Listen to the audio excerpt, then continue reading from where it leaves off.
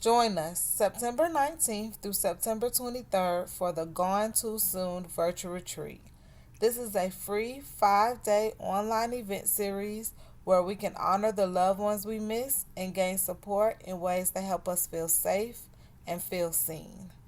We have over 20 experts who are grief specialists, mental health service providers, and people who have dedicated their careers to help those that are grieving learn what it means to grieve well. Make sure you check out the registration page at retreat.celebratelegacy.net to get all of the information and grab your free ticket. Hey guys, and welcome back to another Grief Uncensored. I'm Yako. And I'm Julia. Your grief is your own, and no one can tell you what to do with it. But we're glad you're here, and we're glad that you found us. Be sure to follow us on Instagram at Grief Uncensored Podcast, where we do a Feature Your Loved One series where you can send us photos of your loved one with a little caption, and we'll post them. Yes, and we also have a Facebook page. You can like us there. And we have a Facebook group for other young grieving adults who are going through a similar experience. It's just a nice way to post whatever you want without feeling completely unhinged. There's about 100 other members there that are going through similar things, so it's another place to unleash your experience. Yes.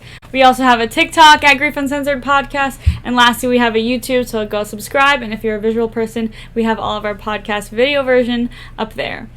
Today, we're talking about anticipatory grief with Michelle Caravella at Michelle_Caravella on Instagram. Yes. She's a soul-led registered dietitian, and she's also a podcast host, which is called The Michelle and Lucy Show. Anticipatory grief is grief that occurs before the death. So it's common for people who have experienced a situation where their loved one gets diagnosed with a terminal illness, or that's pretty much most cases, or like dementia if it's like a later onset death. But yeah, it's pretty much grieving that person while they're still alive about what they once were as a person, and also preparing mentally for this loss that's probably going to happen. Yes. Anticipatory grief has a lot of facets, and it's very complex, and it differs in every situation. Right. But without further ado, let's just get right into it, and welcome Michelle. Hey! Hello! How are you doing today? Hi, I'm doing good. How are you guys? Good! So this is Michelle Caravella. Am I saying that correctly? Yes, you are. Caravella. Caravella. Awesome. That's such a pretty last name. It really is beautiful. Thank you. I know it's a shame that my dad didn't have sons, and neither did my uncle. Oh, dang. Maybe one of you Honestly, guys will keep. Me too. My dad both had 2 daughters, so I'm with you on that. Yeah. And I have a cool last name too. It's Shirasuna, and I want to keep it, but yeah, you can. Well, I think I'm gonna keep mine. Yeah. Right. Mm-hmm. But yeah. Anyway, Michelle is a women's coach. She's a soul-led registered dietitian. She also has had her own experience with loss, and she's been a big supporter of our podcast since pretty much the beginning. Yeah, very, very beginning. She also has her own podcast called The Michelle and Lucy Show. So that's a show where they talk about more about nutrition, and they're both registered dietitians, right? Yes. Awesome. And so they talk about how nutrition can heal your soul and some traumas and stuff like that. So Michelle, if you can go ahead and introduce yourself and tell us a little bit more about yourself and your grief story. Yes. Okay. Well, first of all, thank you for having me. I'm so excited. Low key, I was like, I would love to be on that podcast. Like when you guys were just to share, like you guys totally inspired me. And comforted me, and it's been so easy to be a supporter. Anyone who knows me knows, like, when I love something, it's like just so easy to like I won't stop talking about it. So I just want you guys to know that like it's so easy to support you and to share it. And I already think I told you guys I shared it with my grief group that I'm in. So I just want to point that out, and just the fact that I think like many people who find your podcast, just the realness of it. And just like when you're looking for that in grief, which is where I was when I found you guys, I didn't want anything like empowering or whatever. Right. Like I just wanted something real, Exactly. empowering, fine, but but mostly just want something real and just that connection. So that's what led me to you guys. And I was scrolling Apple Podcasts trying to find something. So yes, thank you for that. Oh, I'm so glad that you found us. Yes, That I we was at found the each grave other. site. Yes, exactly. I was like, after I was at the graveyard, I was like, oh, like I need to find, I was driving back to my place and I had like a bit of a ride. So I'm like, I want to find a podcast and whatever. So, and I told you both this already, but you guys are, I know you're not that much younger than me, but I just still am so impressed by the both of you. So anyways, Thank you so much. That everything you just said like means so much, and it's very validating. validating. Yeah, it is validating, and you've expressed so many times like you've helped us like feel comfortable in ourselves too. Like in a way, like having someone like you always supporting us makes us feel so like we're doing the right thing, and especially because early on there was really not a huge community that we were reaching. So. You really helped us there. Yeah, it's definitely some validation because like we know we're doing a good job, like, but sometimes you just need to hear it that like even though you're out spilling literally your whole life, which is something I never used to do, and now we're fully in it, just out in the internet. It's really helped having some positive words out there. Of course. And, I think that's also part of what grief makes you do too. It, unfortunately, it's not the best circumstances, but as I was thinking that this before I popped on, I was like, well, it kind of makes sense because of course they're younger, but they're also matured because of everything it kind of like almost in ways like speeds up your maturity in certain levels. I'm sure you guys have both felt that. So it makes sense. Yeah, I mean, briefly, I'll keep it brief, I guess. But I do have, my experience with loss, as you both know, but I guess how to bottle it up is I lost my dad last August to, ironically enough, but maybe not, because anyone who's in the cancer world probably knows, like, not to actually cancer, but almost like the complications of it all. So he had multiple myeloma, which really was something that we were told was the best cancer to get, which is just like the stupidest thing. I think I probably told you guys that. So it was alarming because just to, not that anything is better than the other, but like my dad was healthy. Like he was just like, not a ill man. He was like a good 60. High blood pressure, nothing like in that beer belly, but like nothing like crazy. So it was kind of a shock, that diagnosis. And what led us to that was him being like literally the toxins in his body, like bringing him to that point of like lethargy and like, my mom forcing him to the doctor because stereotypically men take a while to do that. And it was like his kidneys shutting down from the type of myeloma that he had. And then, so on top of the cancer diagnosis was the dialysis, which is, life support for your kidneys, is the easiest way to put it. And anyone who's familiar with that, like some people are like, oh, well, that's great, it's just dialysis. But, and also just being like my background as a dietitian, like that, I remember like, I think I cried harder for that than like the cancer. Cause we were just like told like, it'll be fine and didn't really know what that entailed. But I knew, as a dietitian who's helped people with like on dialysis in the hospital, that also too is like a quality of life changer. So it was like, it was the cancer. Then we were at this like hopeful, race. I feel like anyone who's diagnosed with cancer, but also with the kidneys, like, oh, his kidneys might come back, but like he needs dialysis, like just like a bunch of different things. It felt like was happening all at once.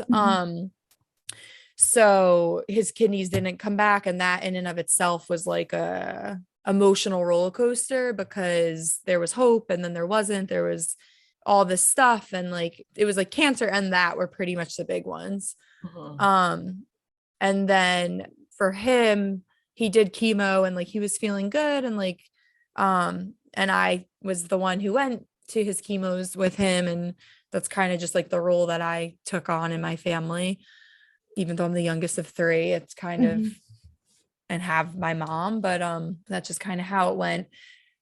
And then he ended up getting a stem cell transplant. So I don't know if anyone has done that before or familiar with that. God willing, no one listening has done that, because it's like leukemia or any blood and bone disorder. So anyways, it's just like a very like taxing, it's intense chemo. So they literally take your stem cells, which is your baby cells, before you undergo this mega dose of chemo all at once. And then you're sick for like 14 days in the hospital to wipe it out. Because if you have a bone or blood cancer, that's like your best bet of putting it in remission, is wiping it out. So he did 2 of those, which probably the second one, that was like another emotional roller coaster. And the first one, I remember seeing him, it was like COVID was just becoming a thing. And I was visiting a friend, and I was like, let me just stop there. Not really thinking about COVID, but like just wanting to visit him as much as I can. And COVID was on the news, and like, so that was maybe day 7 of his first one. And like, then COVID, then we couldn't visit him anymore. So he was in there the other half. Yeah. So it was just like a lot of that. And then he came out of that, and like right from there, before then, the griefs, I feel like, already started. I think just the change of life, but definitely after that first stem cell, and like him even having like the consult for that was like, I saw the pictures in the office, and it was like, this is like a big place in Jersey that people go for his type of cancer. And it was like, the positive stories, like this guy is alive, like 10 plus years, like the hopefulness and the look of this man, though, you could tell he was not well. Like, and I just like, this was before my dad went for the first one. It just was, I just knew nothing would be the same, and I hated it. I just hated I don't know about you. I'm sure you guys have been angry, but I was so like it's bullshit. And that's when I like really felt like that. But even the dialysis thing, I was like, I think I'd like to think I'm a compassionate person before any of this, but like, I really didn't think I could be more compassionate, but I was really pissed. So, I mean, especially when they're telling you like, this is the best cancer to get, like, what the fuck is that statement, first of all? But like, there's like this, when you first get the diagnosis, like everybody's always like, oh, you're gonna be the one to overcome this, like we're gonna fight this. Like, it's like this veil of ignorance that people have, because I mean, what is the alternative to be like, prepare for death, like, so I feel like that there is a lot of that hopefulness that is really oftentimes like so painful, especially when you're seeing this person like completely deteriorate, and they're still telling you like, oh no, he's got it, and you're like what I mean? It's hard to. I guess, yeah. No, I was just gonna say for sure, and like I think one of the hardest things, and you guys have talked about this, and I really appreciate that, because people don't see that, like what makes you even more socially isolated is like exactly what you just said, how people are like, he's got that, like you could run into a friend and they're asking out of kindness, and then it's like, even though the cancer's in like, it's just like so many things, and like to hear someone be like, oh, but he's got that, like, and then I guess what is the alternative? Like, oh, he doesn't got this. Like, so I get where it's coming from, but it is like so fucking annoying. Like, oh, sorry. I don't know if you guys are explicit. Oh, no, we definitely cuss as much as you want. Yeah. I know, Lucy. I need to read it, and I can't even blame that on Lucy on ours. That's usually me. But yeah, it's kind of just like, yeah, it's whatever. But yeah, I mean, honestly, like I feel like this is probably after my dad as well, like being skeptical, and like, so the cancer, it being the best one, like to me, I was like, that guy just has like, I'm very hypersensitive to bedside manner, even before my dad was sick, especially when my dad was sick. So I was just like, that's just the stupidest thing. Like, there's a way to say that. And he was 100% off the mark anyways in my dad's scenario. But like, but no, with that coming from him, it was more like, and the fact that he was on diet, like I just was stubborn and skeptical, and like, this isn't good. Like overall, like I kind of just already knew, and not that I was like putting a death set, like I wanted the best case scenario, course. but I think it's more of when other people are like kind of saying shit like that, and you just I guess the best comfort was when people were like, that really sucks, I'm sorry. Exactly. I think that, I don't know about you guys, like, and I know Doring wasn't much of a thing for you, Julia, but even after like the fact, like it's not like, oh, her heart will go on, or like what, it's just like, how about that fucking sucks? Like that's what I appreciate, and I know you guys, I feel like, have felt that too. Yeah, we've definitely talked about that too. It's just like, there's nothing you can say except acknowledge the pain. Like, just acknowledge it. Yeah. It fucking sucks. We can say it. Yeah. And don't try to like, don't wrap it up in a bow.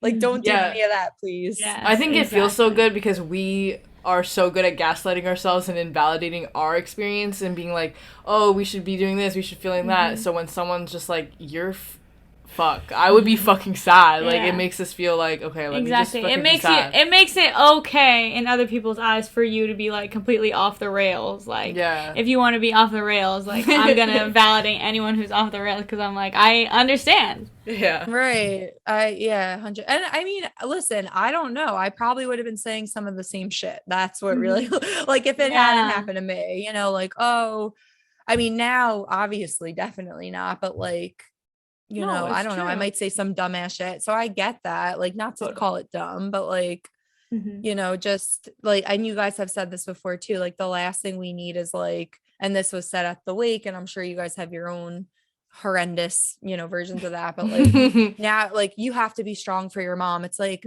honestly, F you, take a hike. Like, and in my case, no offense, Mom, if you're listening, like, I just felt like I was so, like, that was one of the hardest things for me was like, I was such a rock. And like, I will say that and own that. My sisters know it. Everyone knows. Not to say they weren't, but like, I really did harbor a lot of that. So like, to be at the funeral and the wake and someone like one of my mom's friends or our family friends or like other adults trying to say to me, like, you have to be there for your mom. It's like, so you want me to take on grief, and then you want to give me the responsibility to be there for, like, and obviously you're there for each other, but like, don't say shit like that. It's so annoying. Like, please don't ever say that if you're listening. I completely agree. You're 100% right on that one. How about I'm gonna be there for you guys? Like, yeah, right? It's like, oh, they put it on you. Like, wouldn't it just be like, yeah, oh my gosh, that's such a good point.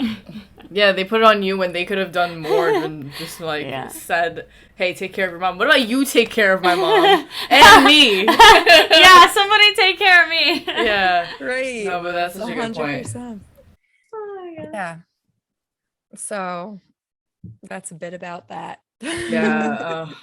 I mean, it is a terrible story, as we expected, because that's just, we're on this podcast. Yeah, we're on this podcast, so it's not going to be a good one. But yeah. It doesn't end well.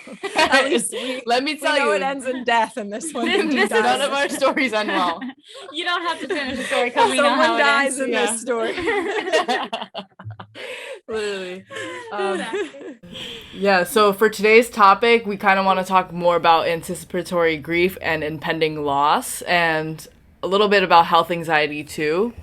You kind of already talked about a lot about how when the person's diagnosed, you kind of have to grieve the person that they were once before the illness, before you see them, like, you know, in your case, go through dialysis and like start to like end that second round of chemo and all that, where you're seeing them literally have a physical toll of this illness on them, and they are lacking that like vivaciousness that they had before, and they're just not the same, you know. Of course they have the essence of who they are, but like, you're really grieving like what the things you guys were able to do together, just like, I don't even know, there's so many layers of that, but having to grieve that person while they're still there because of the fact that they're not the same version of who they were is one of the huge things that come with anticipatory grief. I mean, it's just so hard to like grieve someone who's still alive. It's like so complicated and weird because as soon as the diagnosis happens, you're kind of like,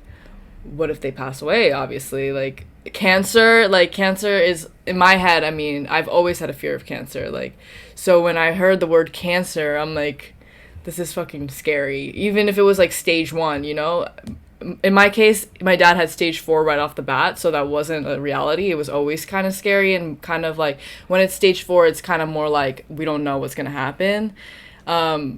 Yeah, but what you were saying is interesting about how the doctor was like, this is the best kind of cancer to get, like, you know, because some cancers are more curable, so when that happens, like, there's more hope, and like, but it's like still not like quote unquote. Yeah, it's not like 100% success rate. Right. You know, there's always people who pass away still too. So it's like, I don't know, that hopefulness is like, so it's like good at first, but then after it starts to like really tear you down in a way when you start to not see any results from the chemo, and you just see so much of their physical toll without any like freaking, you know, benefits or results, and it's like, so you like start to lose that hopefulness. It's so painful.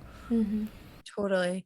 Yeah, I think that all makes sense. I feel like if I'm being honest, like I think I had a little bit of a dissociate or denial to certain things, because with multiple myeloma, like that's what it was called, right? So like cancer's not really in the word. So I think for me in this situation, I for a while like didn't call it that, as odd as that. It like, I just like, yes, the doctor said that, and like, and also to be honest, like I wasn't super familiar with it. I would see it a lot like in patients charts, but I didn't really know it.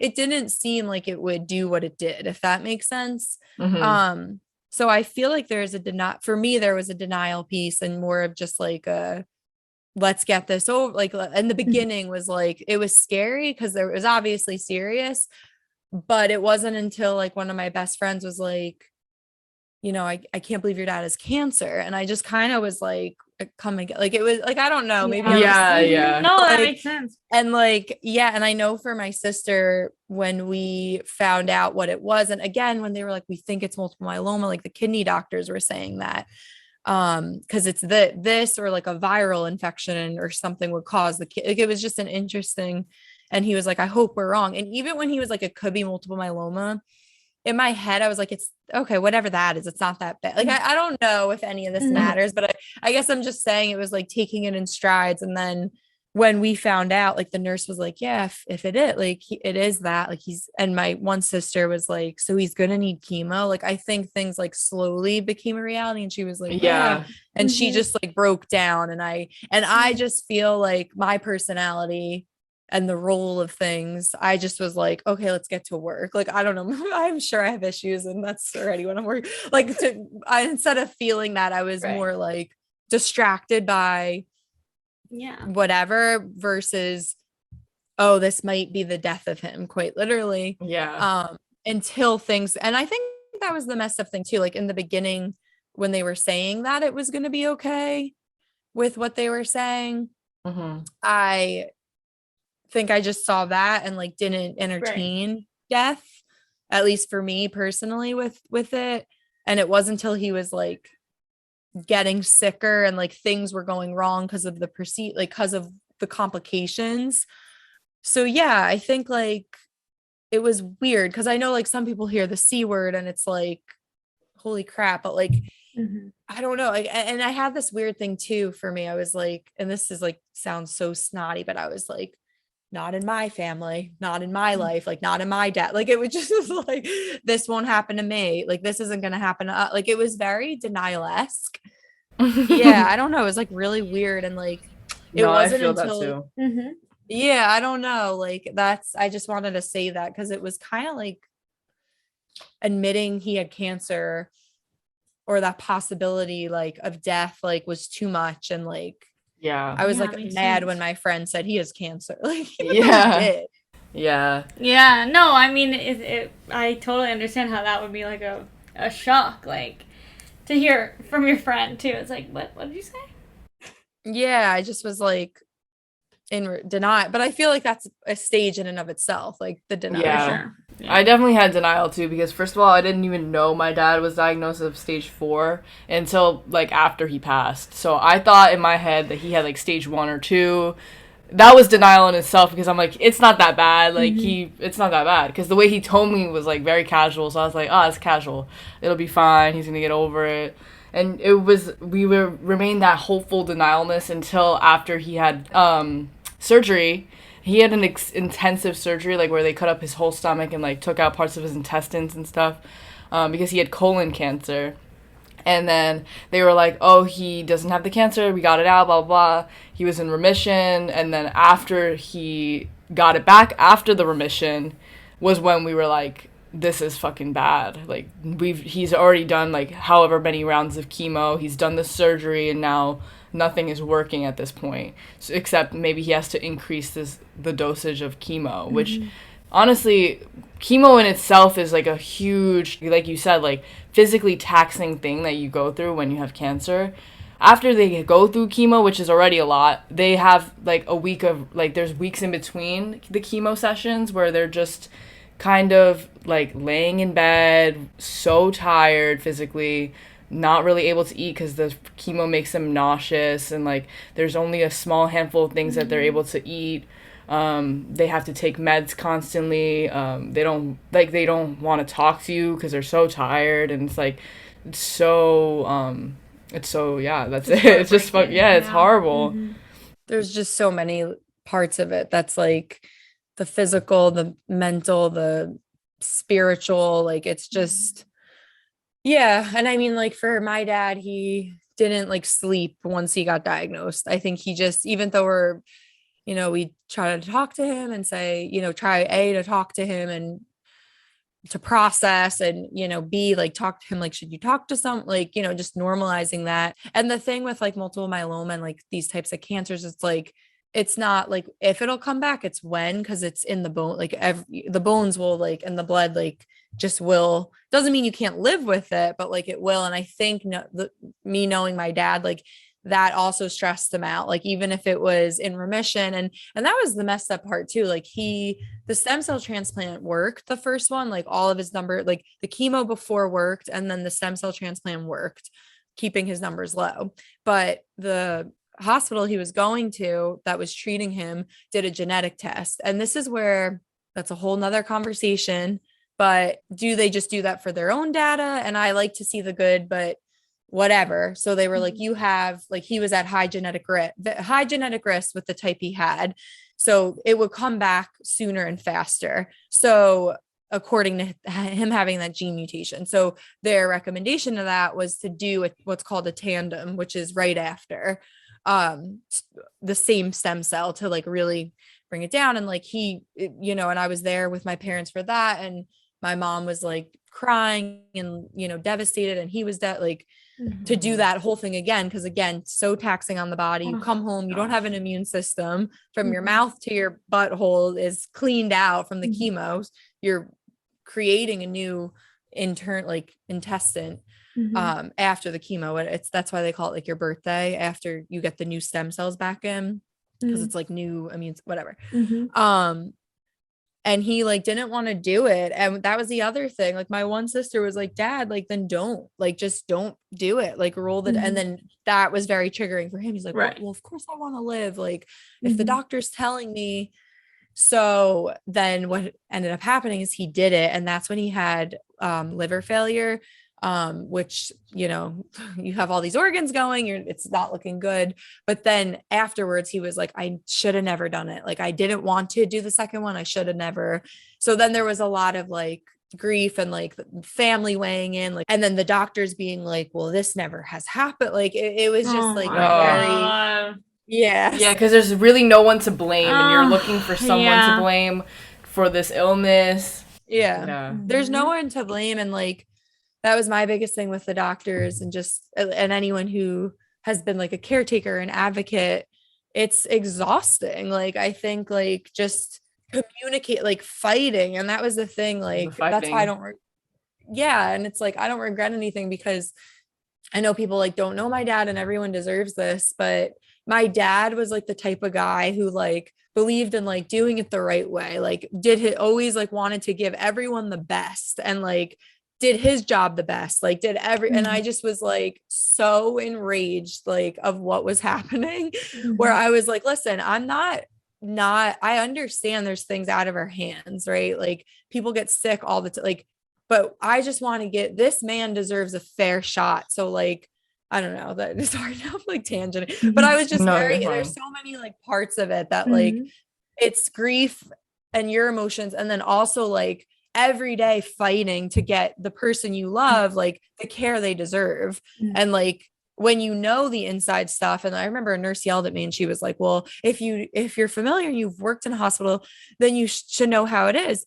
And I said, and my response to this, I said, yeah, you're damn right. I know how it is. And that's exactly why I'm up here, to, like up in your Kool-Aid, because I know exactly how it is, which is very frightening, like what can be left on the table. And, you know, I'm not trying to scare anyone in the healthcare, like if you're in the health system, but like it's like, and that's leads me back always to like wanting to empower women and empower people in their health, because I do believe in medicine. I'm just saying, like, it's scary to be in any type of system. It's really fucking scary. Like, and if you don't have an advocate, even if you do have an advocate, the shit that happens, like, you know, and what I always would say to them is like, what would, like, if it was your dad, how would you show up? Like, I don't, like, that's just to bring that humanness back. Yeah, you have to. Because I think every person going through chemo or treatment, like they deserve that, and like to be treated like a person. And I feel like nurses and doctors are so like detached from it because they see it all the time,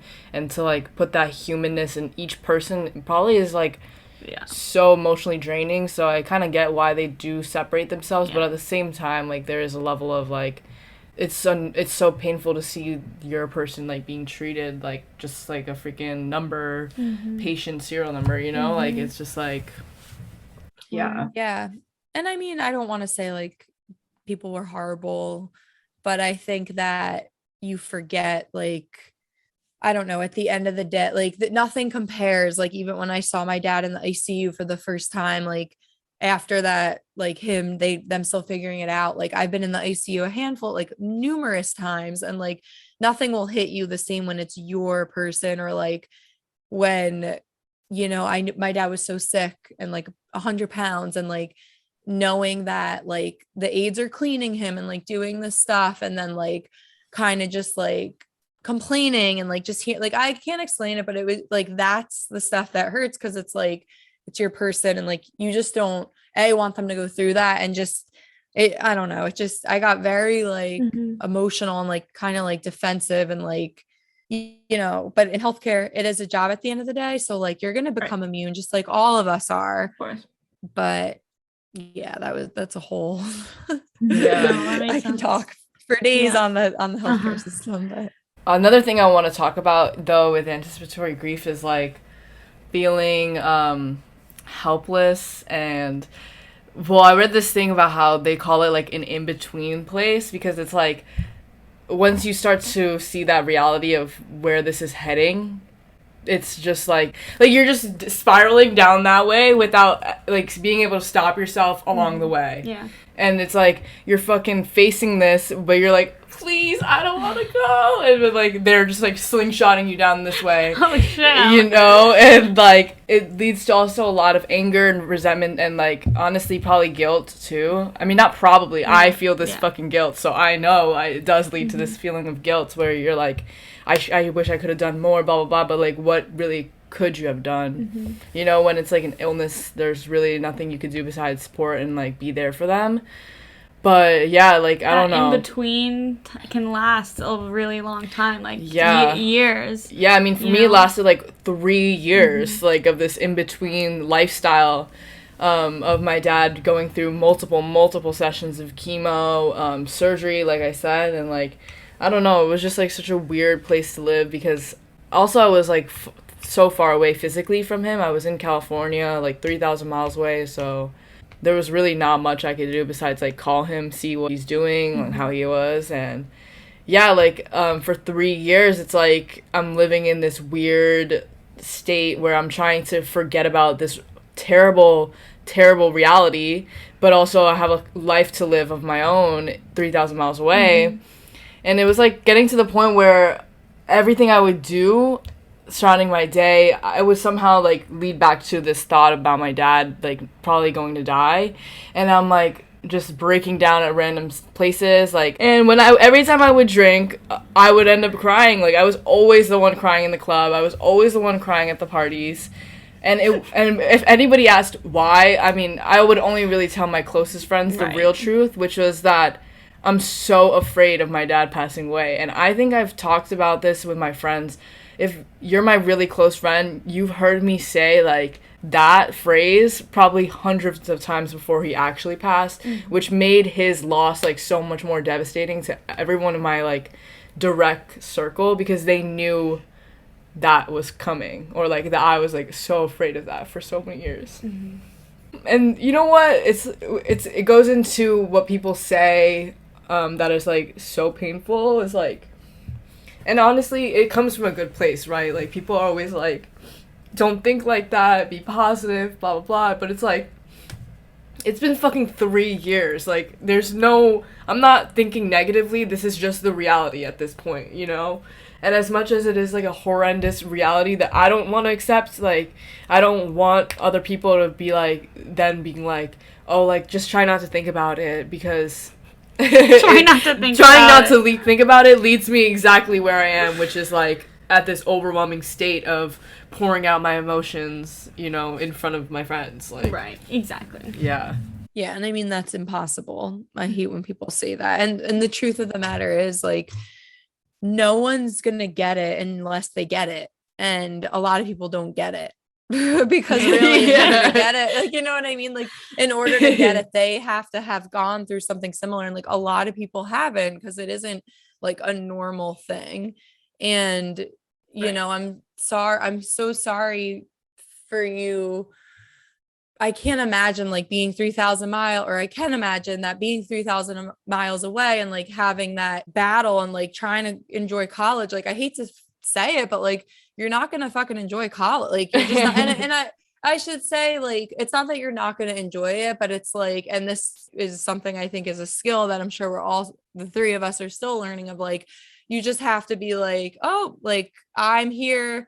I mean, it's past. I'm not trying to fix anything by any means, but like, just like, oh, like, I can cry in the club, and, like, I could also laugh because my friend told a funny joke. But, like, the truth of the matter is, like, this struck you, this card was pulled, and, like, your college, like, that time, and now the rest of your life, like, it's just not gonna be, like, something you can think positive about. And, like, I think a lot of people don't get that. And I don't know about you guys, but, like, I feel like the more you start to realize, like, oh, like, every fucking good day and happy day of my life is always going to be accompanied by shit, a grief feeling. Like, every wedding that I go to, like, I will always not feel as good as I felt in previous weddings. Like, you know, like, it's just like, so anyways, and I don't mean to be one of those people, Yaka, but I feel like from a dad standpoint, I'm sure he probably wanted you to be at college, like, trying to live, even though you were crying in the club,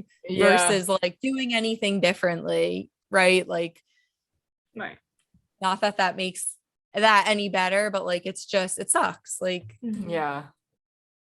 I do appreciate you saying that, though.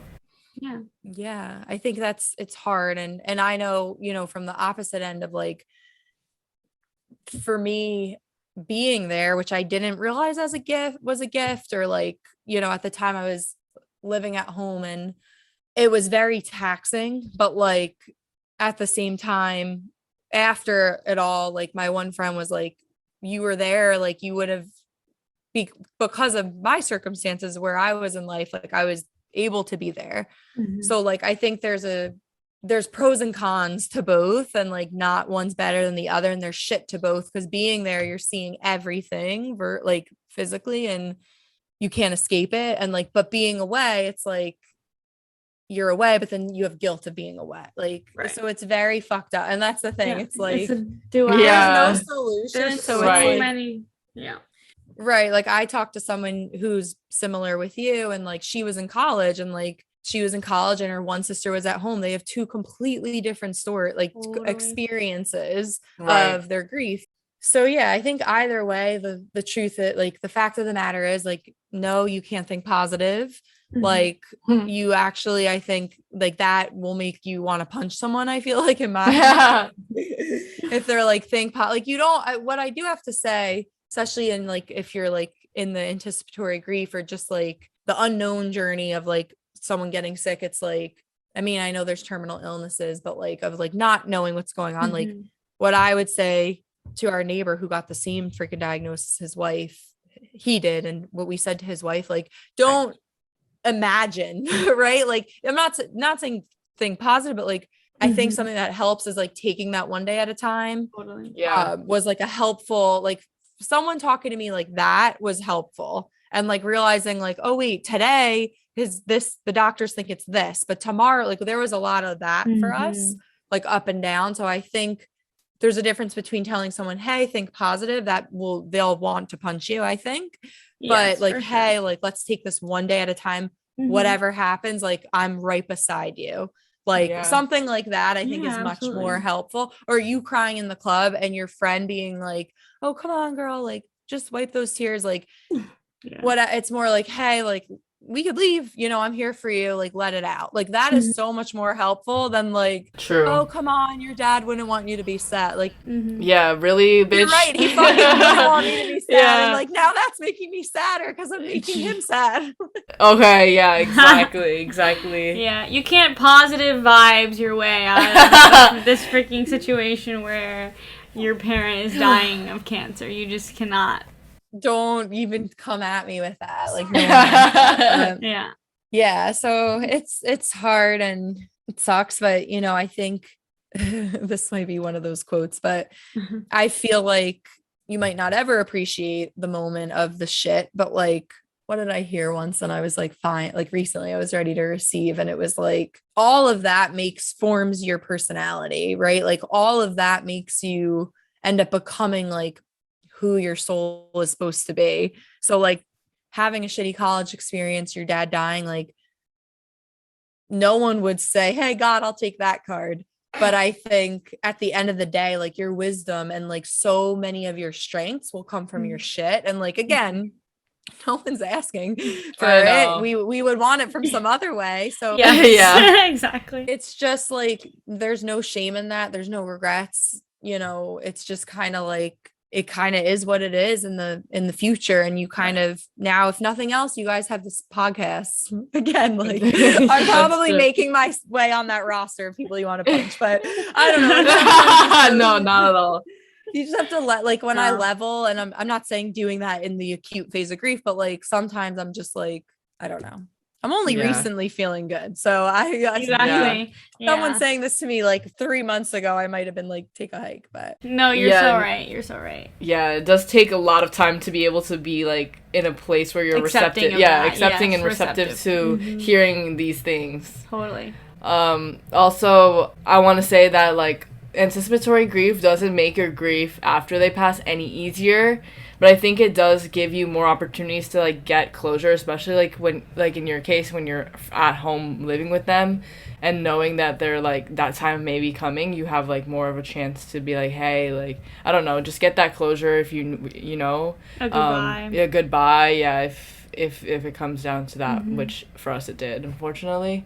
I think, that's, like, one of the things that it does give you an opportunity for. Not necessarily is that, like, a true case in all scenarios, of course, because sometimes they are sick terminally, but, like, it could get really terrible overnight. Yes. Yeah. It could, like, just, like in my case, like, my dad was sick for a long time, yes, but then overnight, like, he just plummeted, and it was not, like, it wasn't something that we could have, like, really prepared for, even though we had, like, 3 years of mental preparing for, In my case, it was different, but some people have that situation where they're able to sit beside them and, like, really have that, like, goodbye. I would like to know, though, who those people are. Because even though I'm sure, Julia, there's a part of you, like, oh, like, I could be making assumptions, but, like, oh, like, would it be bad? Like, I'm sure if your mind is anything like mine, like, you think of a different scenario. Like, if you did have that knowing, of course, would that be better than this scenario or whatever? And, like...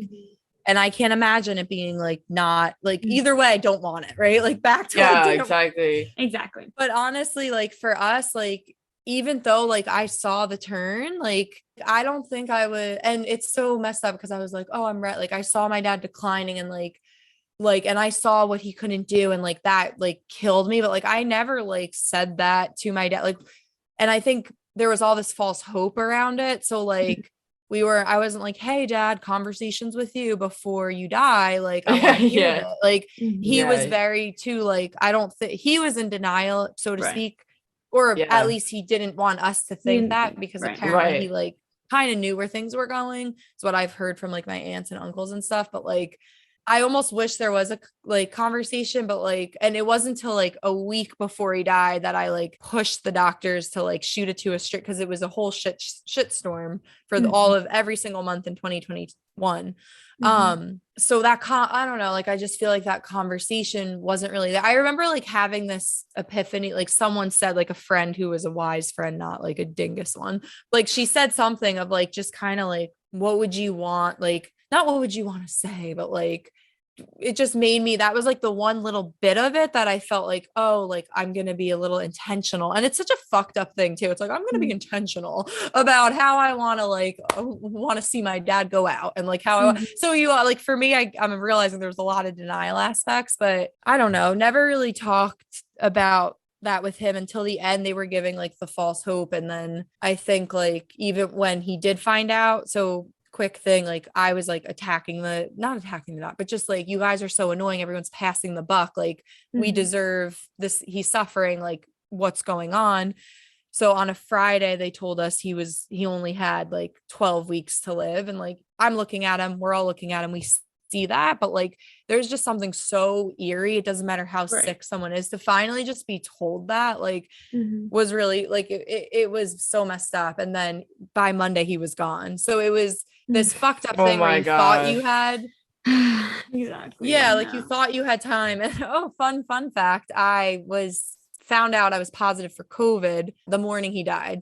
So oh my god, I didn't get to go. I ended up going to the hospital with like double mask that night when he was pronounced, or when he had a rapid response, they called me.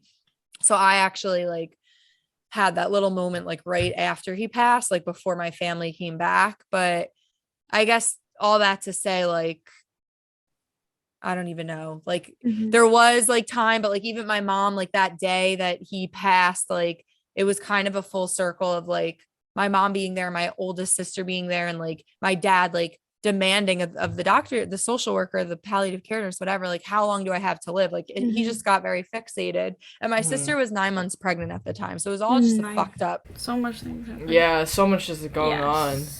Yeah, so he like begged it out of them to tell him, and the nurse was like, it's so fucked up that he's begging them to know when he's gonna freaking pass away. Like, are you kidding me? Yeah, and like I don't know why he did that. It probably wasn't for the best, because we were just told 12 weeks, and like I didn't know this till after he passed, but like the nurse told my dad in front of my mom and sister, like it could be any day.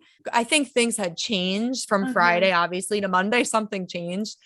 Oh and my mom and because that 12 weeks, that was a 12 weeks, long shot. 12 weeks to any day now. Like, are you yeah. And I think like I was kind of mad at my mom for not making that clear on the phone to me. That it turned to that, but like I guess I'm sorry. I'm just saying all that because I feel like in that moment, like briefly my mom, but like, of course, classic dad. He said to my mom, like, what are we going to do about the house? Like there were so many affairs that they wanted. Right. My mom was like, it's okay. Like everything will be okay. And then he looked at my sister and was like, the bobita, like, I just want to meet the baby. Cause that was would have been his first grandbaby. So that was like I don't know if they have any closure. My mom definitely didn't have closure because after that they gave him like a pain medicine. And for a while my mom had talked about like, cause he just didn't wake up from that. Like she was a little annoyed, like angry, but anyways. So yeah, like, I mean, if you know your person's sick, like, I feel like that would be helpful to like maybe have some of those combos. My sister actually did Storyworth. I don't know if you guys have ever heard of that. Like, it's like a company that like they send you a prompt each week and like you answer the question. So it's a book about someone's life. And my sister did that, I think the Christmas before my dad got sick, just so happened. He hated it. He hated talking about himself, but like it worked where like the family ended up filling the pieces. So like he died in August And by Christmas, my sister finished them like with all my aunts and uncles filling in the answers. So it was kind of That's in a way really like nice. a cool thing. Yeah, like it was. I still haven't read it. I take it apart, like it's a process for me, but the whole Right. book. But I guess in a way that is cool to have. But I don't know. Sorry, I just went on a tangent about. No, I think I that's love listening to it. yeah, no, it's honestly fine. I think it all makes sense in what we're talking Yeah, about. So totally. I mean, yeah, and also that thing that you mentioned, the Storyworth, I think it's called. That's so cool. That's really cool. Yeah, I need one. But yeah, the closure thing, like, it's not necessarily, true in all cases. Right. And in most cases, it's not. Yeah, I because- feel like even still, most people don't. yeah, get it. exactly. But like you said, there is something about like being intentional with your time, I guess, that when you know it's limited. That's something that people who when you don't know, like, don't have that Exactly. opportunity to be more intentional with your time. Exactly. But yeah, as much as you can mentally prepare and as much time and mental preparation as you do before this loss, like, nothing can really ever prepare you for what's to come after. Yeah, nothing. Like, there's really, like, and even if people were in similar situations, there's really nothing I could do or say to comfort them and, like, prepare them for that loss either, because it's just, like, I don't know. There's a lot of things that you don't really get to experience like it's a fucking honor or privilege, but like you don't know until it happens. Yeah. Yeah. Totally. And I feel like for me, I remember like crying to one of my best friends and being like, I like had grieved so much because like we just lost so much of like who he was, and like just a girl of daughter or being one of three girls. Like I wouldn't say we're spoiled because my mom is very like independent woman, like, and my dad, but my dad loved being a girl dad. Like he's like, don't tell your sister and Anton, my brother-in-law, but I hope it's a girl, the baby. And everyone was like, we thought you'd want a boy. Like he loved having girls or but just like having that loss of like me locking the house, like when I was living with them, because like he wasn't, and like him like walking up the stairs like barely, and just having all these things that like he was so strong before, and not like there was so much loss in that, I think. So I thought I had this grief like on lock, like not on lock, but I was like, it'll be okay. Like I didn't like to think about when he died, but I thought I would be okay. And one of the things that really hit me was like right a couple weeks after of like, yes, he was sick, like he couldn't do the things. And one day at my apartment, he was like trying to put something together, and he was like, everyone offered to do it. Like all the, like my friends' boyfriends and stuff. And I was like, no, like, I'm just going to wait. But just like little things like that were just symbols of like, my dad would do that. And like so everyone was like, okay. And like he came and he couldn't do it.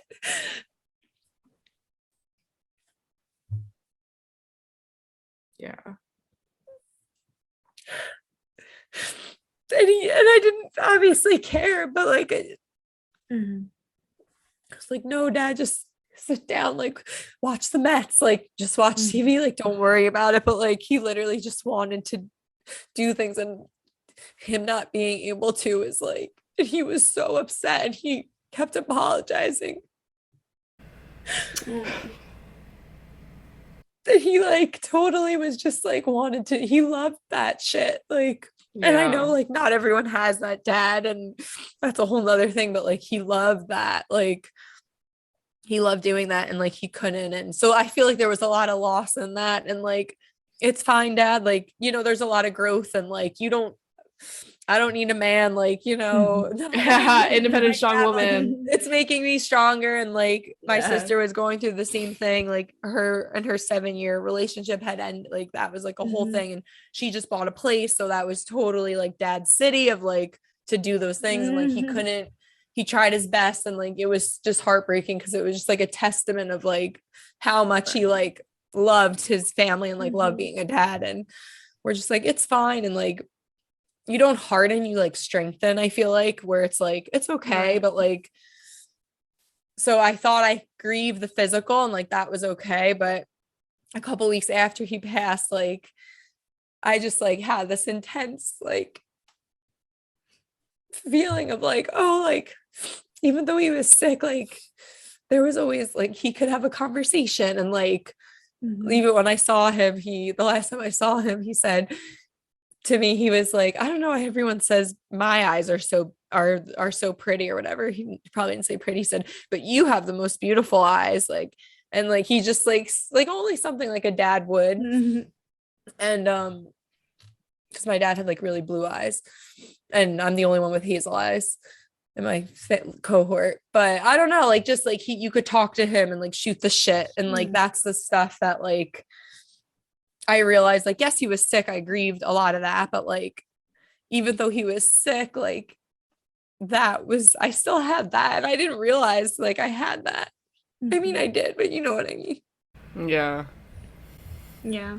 That is really like special. This whole episode we've been talking about the shit about cancer and the health and all of that, but it's not till just now towards the end of the episode that we're kind of circling back to this is still my parent that I lost, like my dad, like my everything, you know, and so the person who raised me, the person who, you know, you can talk about anything with, and you know, like I can really tell just from your stories about how much he something as simple as, you know, wanting to build your IKEA furniture and stuff, like he wanted to let your dads build your IKEA furniture and let them fix your car. Like they're not annoying. Like, I don't know. Yeah. I think that's the thing. Like you just lose the person, and, you know, people see the reality of your loss on the external, but like no one can fucking understand like everything. Like you guys know, like the nostalgia of what you like everything that person means. And like, you don't know what that person means. And me and my sisters always say like, daddy was like the silent strength, like the protection. Like my dad was not a loud guy. My mom totally makes up for that. He was just like, but he was silent and he was strong. And like, you don't notice that energy when it's gone, where like someone who's loud, like you might notice they're not in the room, but like when someone who's just that strong, steady presence, or whatever that essence was of your person, like you really, it's illuminating what they were in your life. And so I think that's the thing that like is like messed up to like to feel that feeling of loss. Yeah, and it's so lonely to feel that, because like you said, you know, people can see it from the outside, but no one will really ever know what you truly lost except for yourself. Yeah. And even between siblings, it's different. Right. Totally. So it is extremely lonely experience. lonely experience for sure. Yeah, it really is. But yeah, is there anything you want to say before we wrap things up? No, I I was gonna ask you. I was gonna say, just tell me to rein it in. No, go ahead. Yeah, I always want to ask at the end, the final question's always, you know, I love to hear about your dad and everything that he loved and everything that he stood for. But I feel like feel free to answer more, but I feel like you totally already did. Yeah, no, I would say he just loved, his name was Larry, and he loved his family. He like loved being a dad. He was pretty simple, like family, husband, loved his lawn, his like property. And yeah, my mom has a lawn service now. We're just like, I was like, all right, it's looking better. The guys are getting better, but like, it won't be as good as daddy's. Cause like, that's just how he was. But no, he was simple, and he didn't have a dad that was in his life. And as much as that was like his biggest loss, I think in ways it was like our biggest blessing, as fucked up as that sounds, because one day I asked him about it way before he was sick. I'm like, how did you know how to be like the father you are? And he was like, I just did what I would have wanted. And like, kind of, and like, not everyone thinks like that. Like you could be a completely different person. So he just was the best. And he was I don't know, loved his Mets. And that was my last time with him, was the Mets, pizza, and Pepsi. Hey, shout out East Coast. That's some New Jersey, New York energy for sure. Yep, the Mets and the Jets. But anyways, and I just feel like anyone listening to, because I know like when I heard you guys, I was pretty acute. Like, again, I'm not trying to be empowering, but I can't help myself. I just feel like and I know you guys say this, but like it does I never thought I wouldn't be like, I never thought I could be okay again. Like I was so apathetic, so unwell, and like you just kind of learn, and like you will one day feel like okay again, different, but like Yeah. No, you're right. Well, thank you so much for joining us today. I think that was like amazing. You hit that last note was really good. There is no like silver lining, but that is a really good reminder that like, you know, the worst you're going through the worst right now, or you've been through the worst, and it's, you know, it's gonna get easier, or it's just gonna get like, what is the right word? You know, I don't want to say that it gets better. Yeah, it doesn't get better. It doesn't get better, but it does. Because sometimes, like, you feel better, though. Like, you can feel better. You no longer periods of feeling better, I think. Right. Yeah, exactly. Yeah, the waves aren't as consecutive, where you're, like, literally stuck in them, like, boom, boom, boom. It's kind of like, you know, the wave comes. It slows down. And then you're on the sand for a bit, and then it comes again. We love a good metaphor. We can't escape it every fucking episode. Every episode we have like 4 different metaphors. One day we're going to have to just make a compilation of all we should make metaphors. A little book about all of our metaphors. Oh my gosh. But yeah, anyway, thank you so much. We do appreciate having you on today. Thank you guys for listening and holding the space. I appreciate it. I'm so happy that we get to share this with everyone, and I'm just... And finally get to talk to you, honestly. That's I know, after so long. I'm seriously, like, so happy. Like, I was telling my friends, I was like, I haven't been, like, so lit up about something, and the day you guys reached out, I'm like, I'd love to do that. So thank you. Well, we're so happy.